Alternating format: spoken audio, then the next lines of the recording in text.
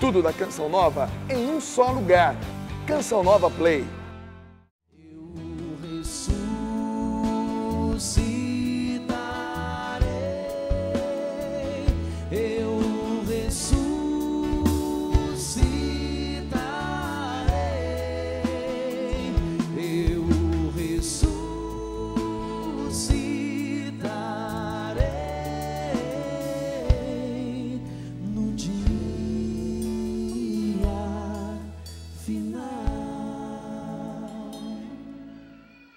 Quando a gente canta assim, eu ressuscitarei no dia final, você pode compreender de dois modos.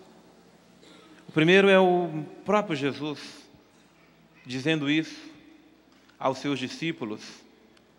E você se lembra que não foi uma, não foi duas, foram várias vezes que o Senhor manifestou essa verdade aos seus. Olha, o Filho do Homem há de sofrer, há de ser entregue nas mãos dos homens, mas no terceiro dia Ele ressuscitará. Aquele povo estava tão acostumado com os milagres de Jesus, com as maravilhas que Jesus realizava, que chegou um tempo que Jesus não fazia mais milagres. Você pode pegar o Evangelho de São Marcos, por exemplo, e perceber que até o capítulo 8, Jesus é o Senhor dos milagres e das curas. Do 8 em diante, Ele é o Senhor da paixão. Ele anuncia para os seus a verdade suprema sobre Ele. Você se lembra que Pedro vai até repreender Jesus? Senhor, jamais isso vai acontecer com você. É engraçado que todos nós queremos participar da ressurreição de Cristo e queremos ressuscitar um dia. Queremos ou não queremos? Quem é que quer ir para o céu? Quem quer ir para o céu para valer? Diga eu. Agora deixa eu fazer uma pergunta primeiro. Quem é que quer morrer? Aí já os dedos são poucos, né, que levantam, né? Porque todo mundo quer ir para o céu, mas sem precisar morrer. Mas eu tenho que dizer para você que você vai morrer. Você não queria ouvir isto, né? Mas não vai ser hoje, nem amanhã, não. Pode ser. A gente não sabe nem o dia, nem a hora, não é? Mas o fato é que nós temos que estar preparados. Mas preparados não é para a morte, não. É preparados para a ressurreição. Porque a morte, gente, nada mais é do que a passagem. É assim como você, para viajar, precisa pegar um ônibus e percorrer a viagem para chegar aonde você quer. Do mesmo jeito, para irmos para a glória de Deus, nós estamos numa viagem. A pequena hoje completou 6 anos, outros estão completando 50, 80, uns nem chegam a isto. Mas o fato é que nós estamos numa viagem rumo ao... A nossa viagem é rumo aonde? Nós estamos numa viagem rumo ao céu. Espero que ninguém desvie o caminho para ir para outro lugar, porque o nosso destino qual é? É o céu. E a gente precisa ir para lá, porque Jesus está nos esperando no céu. Assim como Jesus preparou os seus discípulos, porque a morte de Jesus não foi uma coisa surpresa, por acaso, não. Ele sabia que isso iria lhe acontecer. Mas é que quando os discípulos escutavam ele falar, só ficavam na morte. Não, mas o Senhor morrer jamais. Mas espera aí, ele falou, no terceiro dia eu hei de ressuscitar. Quando eu estou falando que eu, Padre Roger, e que você, amanhã, quando chegar o nosso dia, nós iremos morrer, mas eu estou dizendo que nós também iremos ressuscitar. Nós iremos para a glória de Deus, porque nós somos feitos para o céu, nós somos feitos para Deus, nós somos feitos para a vida nova que Deus preparou para nós. Por isso, gente, nós temos que viver todos os dias como se hoje fosse o dia de irmos para a glória de Deus. Inclusive desejar muito isso, desejar contemplar a glória do Senhor, desejar estar com o Cristo vivo e ressuscitado. Aí deixa o padre contar para você duas coisas que nos impedem de fazermos a experiência da ressurreição. É só você prestar atenção direitinho nesse evangelho que nos foi anunciado, que ele está retratando aquilo que nós somos. Você imagina que depois de tanto tempo convivendo com Jesus, os discípulos tinham ido até o túmulo já, e não tinha mais ninguém lá, o túmulo estava vazio. Até os anjos já haviam aparecido, e as mulheres já haviam anunciado que o Senhor havia ressuscitado, e os discípulos ainda estavam com medo, estavam apavorados, estavam temerosos no seu coração. Aqueles dois discípulos de ontem, os discípulos de Emaús, Jesus caminhava com eles, lado a lado, e eles nem foram capazes de reconhecer que era Jesus. Tinham tanto medo de olhar para o lado, que nem olharam para reconhecer aquele homem que caminhava com eles. E quem era aquele homem? Jesus. Hoje o próprio Jesus passa pelas portas, se manifesta aos discípulos, mostra, olha aqui minhas mãos, mostra as chagas, mostra o seu corpo. Veja, um fantasma não pode ter esse corpo, não pode passar aqui. Mas os discípulos estavam tão medrosos, tão temerosos, que não puderam fazer a experiência com o ressuscitado. Mas Jesus teve paciência com eles, perdoou a incredulidade deles e foi explicando novamente para eles as Escrituras. E você sabe que quando a gente abre o nosso coração para compreender as Escrituras, é o próprio Deus que fala conosco, que fala ao nosso coração. E eles começaram agora, passaram para um outro estágio. Caíram num entusiasmo tão frenético, numa alegria tão grande, por causa daquilo que também não compreenderam a verdade da ressurreição. Eles ficaram, sabe, naquele entusiasmo louco, aquele entusiasmo que nos deixa às vezes extasiado, nos tira da realidade, dos pés do chão e do coração em Deus, às vezes até uma alegria histérica, e eles não puderam logo compreender. Mas Jesus esperou acalmarem, e quando acalmou, Jesus mesmo abriu a inteligência deles, e aí eles começaram a entender as Escrituras, e entenderam que ali estava o ressuscitado. E eles então fizeram a experiência da ressurreição e do ressuscitado ainda em vida. Você vai escutar Paulo depois falar: para mim, viver é Cristo, morrer é um lucro. Já não sou eu que vivo, é Cristo que vive em mim. Para aqueles apóstolos medrosos, temerosos, como Pedro, que negou Jesus 3 vezes, hoje está diante do pórtico, curou aquele aleijado, hoje está proclamando para aquelas mesmas autoridades, para aquele mesmo povo que crucificou Jesus. Ele estava agora sem nenhum temor, sem nenhum receio, pregando que aquele Jesus é Senhor e é Deus, que Ele foi crucificado, que Ele foi rejeitado, mas o Pai o glorificou. Por que aquele Pedro, medroso, temeroso, podia proclamar essa verdade? Porque ele fez a experiência do ressuscitado. Ele fez a experiência do ressuscitado. Jesus para ele agora se tornou um ser vivo.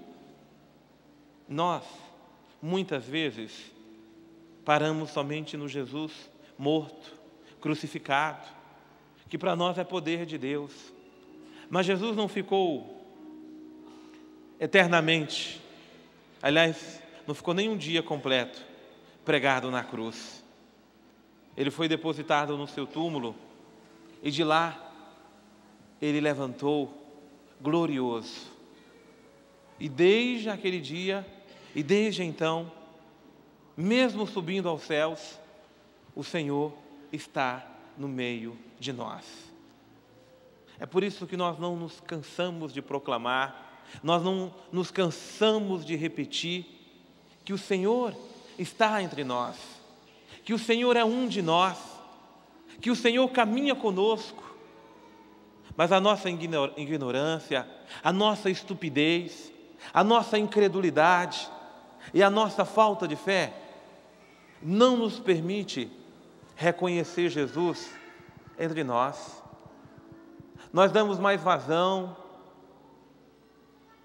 às nossas decepções, nós damos mais ouvidos às tristezas, aos problemas que nos atormentam, às dificuldades que nós passamos.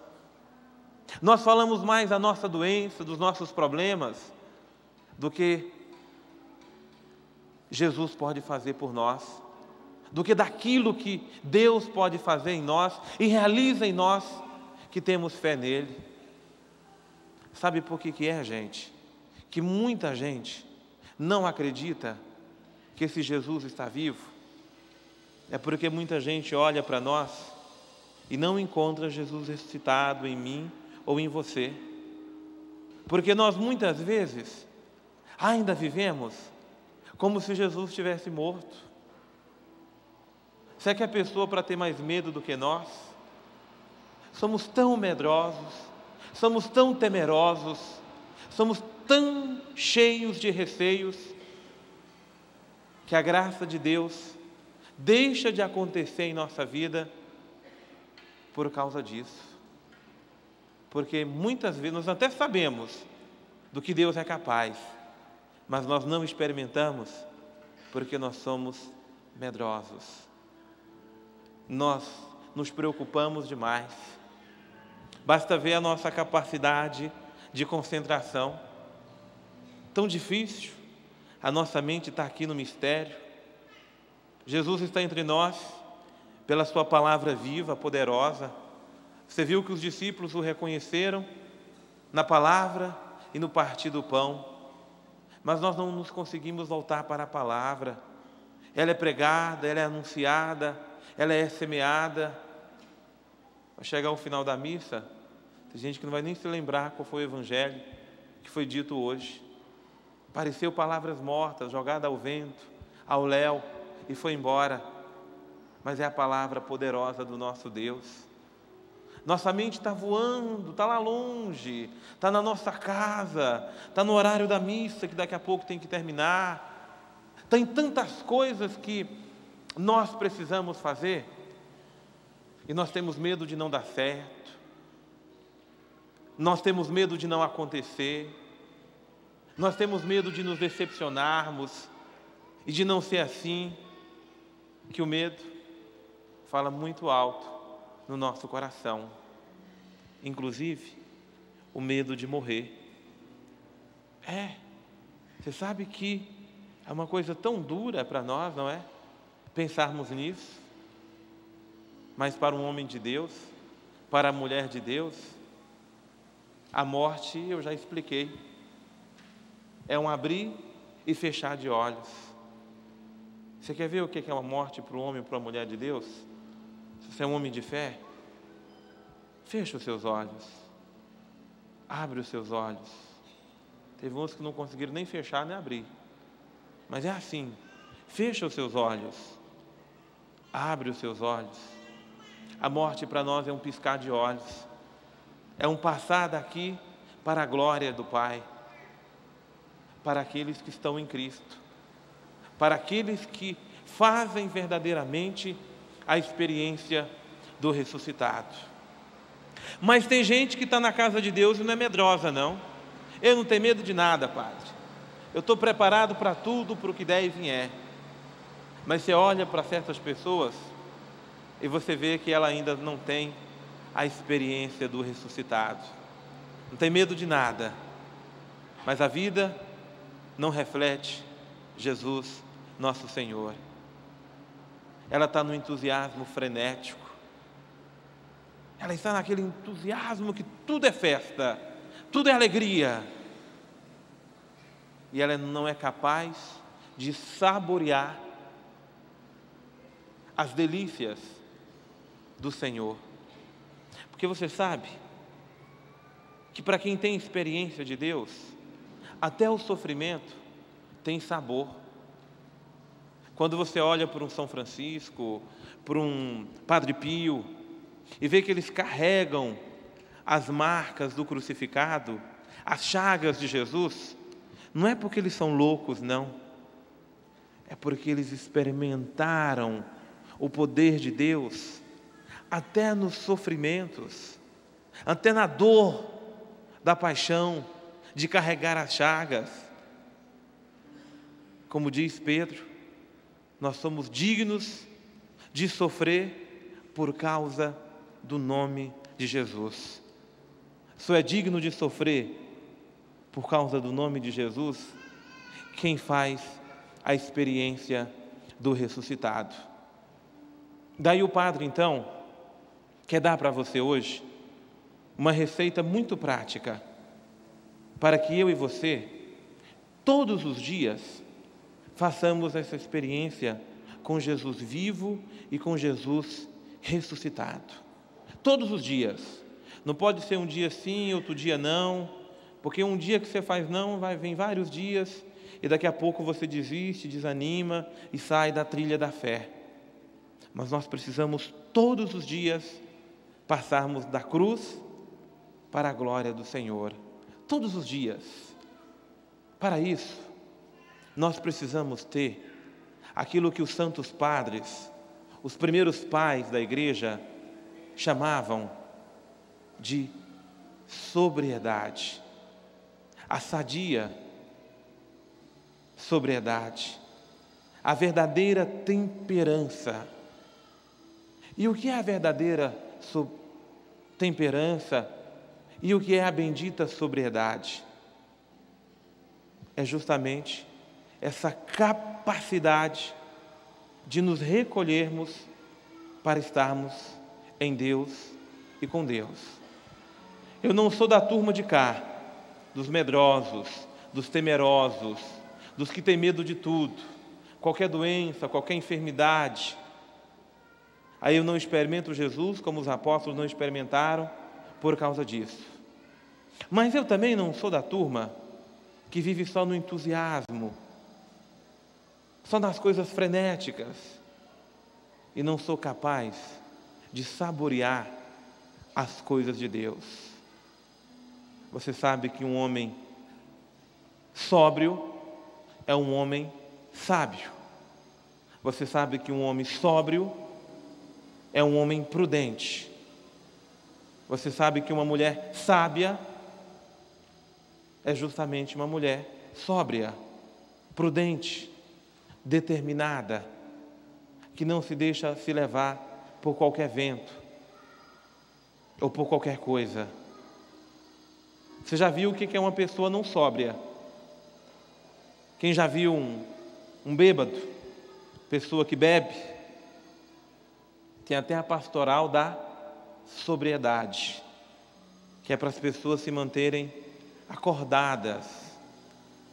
Porque quando uma pessoa é levada tanto pelo álcool ou pelas drogas, ela está no entusiasmo, mas o que é que move aquele entusiasmo dela, aquela alegria dela? É o álcool ou a droga. E aí ela faz espetáculos, aí ela conta piadas, aí ela ri de tudo e de todos, e aí para ela tudo é bagunça. Se você já fez a experiência de sair da sobriedade, talvez você nem saiba contar, mas quem viu você fora da sobriedade sabe as coisas ridículas que você fez porque você não estava sóbrio. Eu nem levo muito em consideração o que me dizem as pessoas que estão fora da sobriedade.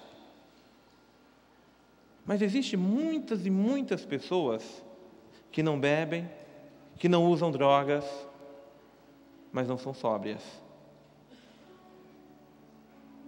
Algumas são movidas pelo seu temperamento destemperado. Tudo explode, tudo tira ela do sério. E você já viu o que uma pessoa explosiva é capaz de fazer. Ela se torna, de fato, uma pessoa destemperada, descontrolada. A ira dela, o que é capaz de fazer. Você sabe o que é uma pessoa movida pelo impulso das suas paixões? As moças que já se apaixonaram, ou os rapazes que já passaram pela experiência violenta de uma paixão, sabe o que uma paixão pode fazer por você, pode fazer com você e através de você. Você já não tem mais a retidão, você é movido somente por aquele impulso ou por aquela paixão.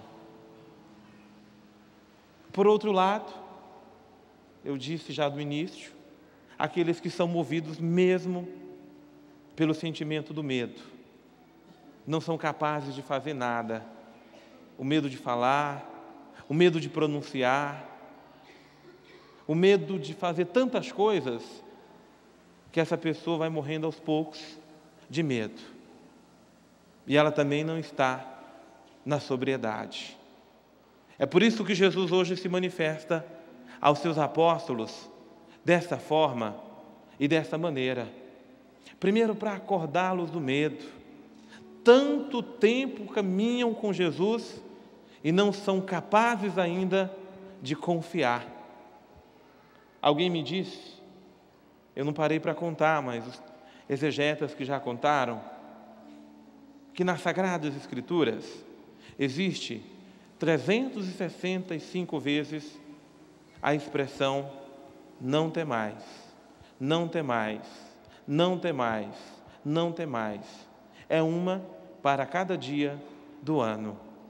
Porque no fundo, os homens de Deus e as mulheres de Deus são temerosos, são temerosas, são medrosos e medrosas.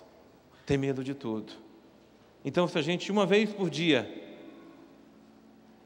a cada dia do ano, pegarmos a palavra de Deus e levarmos a sério, todos os dias, o ressuscitado quer dizer a mim e a você: não temais, não temais, não temais, não temais, não temais. E não temais é não temais, é não tenham medo. Não vivam no medo, não se entregue ao medo. Pessoa que entra para o quarto escuro do medo, dentro do seu próprio coração, fantasia tantas coisas, teme tantas coisas, que ela fica doente, tem dor de cabeça, tem enxaqueca, tem esse problema. Aí vai no médico, não sabe o que é, mas sabe qual é o seu problema?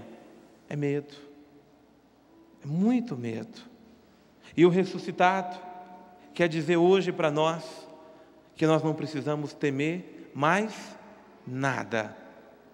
Porque se o que faltava vencer era a morte, Ele já venceu a morte e já nos garantiu, já assinou, já revogou aquele contrato de morte que assinaram para nós, e com a sua ressurreição assinou o contrato da vida.